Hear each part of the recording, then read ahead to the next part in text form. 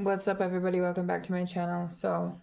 We're just gonna read some of Queen Esther, and I declare and decree.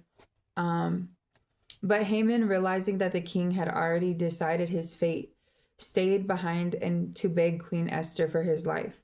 Just as the king returned from the palace garden to the banquet hall, Haman was falling on the couch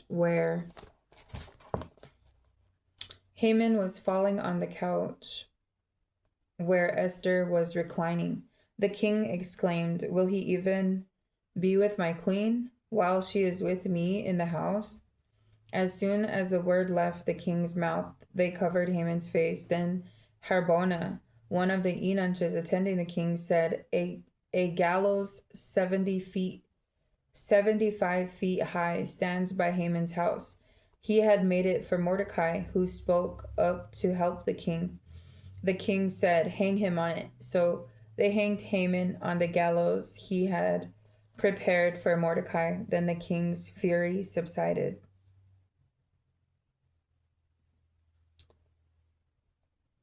That same day, King Xerxes gave Queen Esther the estate of Haman, the enemy of the Jews, and Mordecai came in the presence of the king, for Esther had told how he was related to her. The king took off his signet ring, which he had reclaimed from Haman, and presented it to Mordecai, and Esther appointed him over Haman's estate.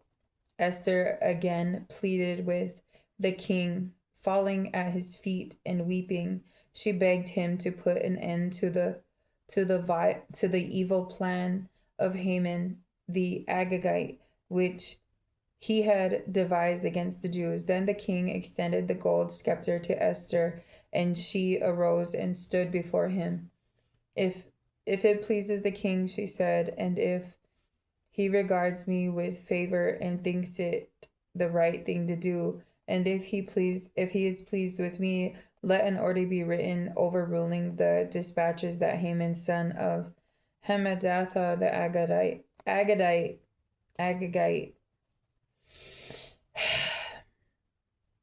devised and wrote to destroy the Jews in all the king's provinces. For how can I bear to see disaster fall on my people? How can I bear to see the destruction of my family?"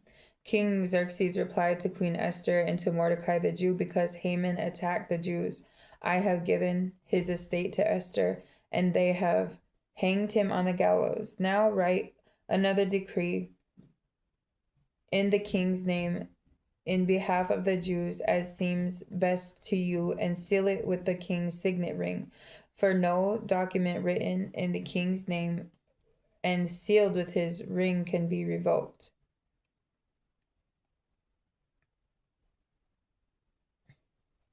At once the royal secretaries were summoned on the 23rd day of the third month, the month of Sivan.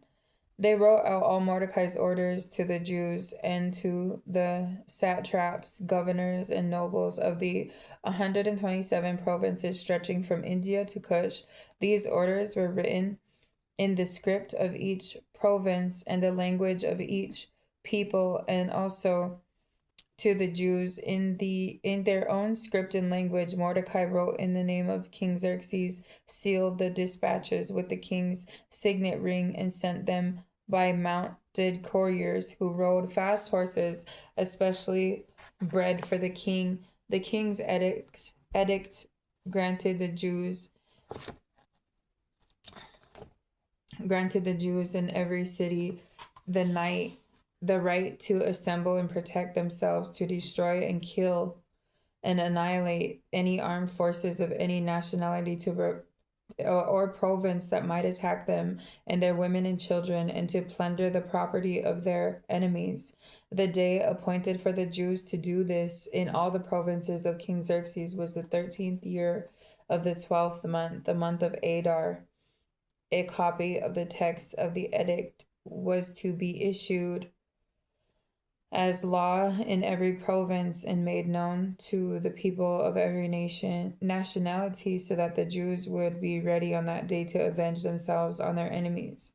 The couriers riding the royal horses raced out, spurred on by the king's command, and the edict was also issued in the citadel of Susa. Mordecai left the king's presence wearing royal garments of blue and white, a large crown of gold, and a purple robe of fine linen. And the city of Susa held a joyous celebration for the Jews. It was a time of happiness and joy, gladness and honor in every province and in every city. Whether the edict of the king went, there was joy and gladness among the Jews, with feasting and celebrating, and many people of other nationalities became Jews because of the fear of the Jews had seized them.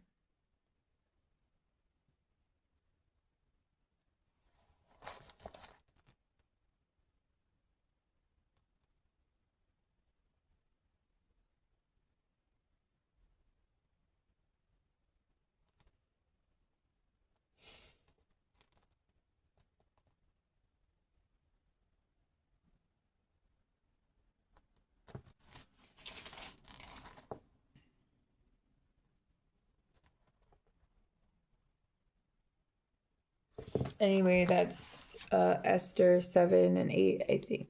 So like, comment, and subscribe. Bye.